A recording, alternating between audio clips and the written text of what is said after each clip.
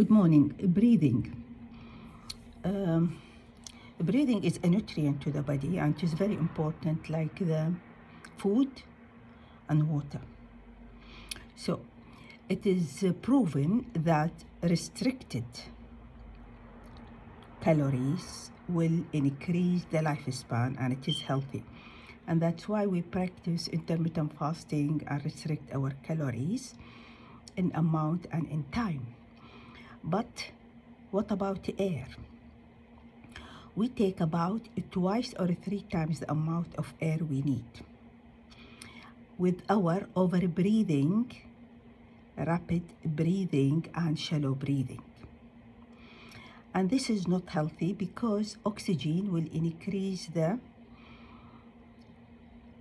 production of a free radical inside the cells, in the tissue, in the organs, and this will damage the cell membrane, the proteins, and the DNA.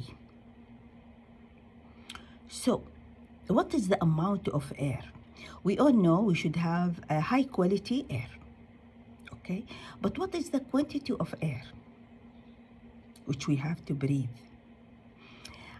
Or the volume of air we have to take? And this is a very important point.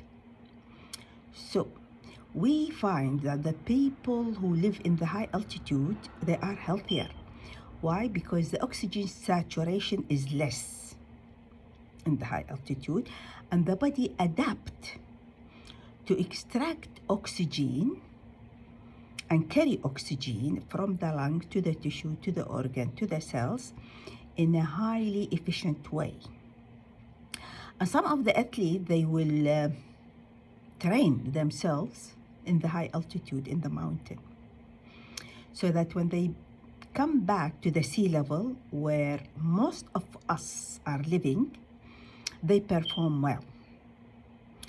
So the volume of the air which we breathe, it should be reduced for a short period of time, not all the time, so that we train ourselves to have efficient, optimal breathing, nasal breathing, and slow 6 breaths per minute, calm, quiet, belly breathing. The belly go out during inhalation so that the diaphragm will come down. The lung capacity will increase, and during exhalation we do the opposite. Also during inhalation we can also expand our chest, the sideways, backward, forward also. And this we do it under control. Of course, everyone, you should check your health. Some of the breathing exercises, like the high altitude exercises and like in high intensity exercises of breathing, it should not be done by pregnant ladies, patients with diabetes type 1, those who suffer from cardiovascular disease, high blood pressure, and cancer. But these people, they should do breathing exercises, which I will mention in the future, which is called recovery breathing exercises, and breathe light to breathe right. And the most important point for this patient is to try to do nasal breathing during the day, during the night, at rest, and also during exercises, which if they do exercises. It is really challenging to keep nasal breathing if we do exercises, especially if we do intense exercises. And here it is the benefit. It will happen when we try to breathe nasally during intense exercises.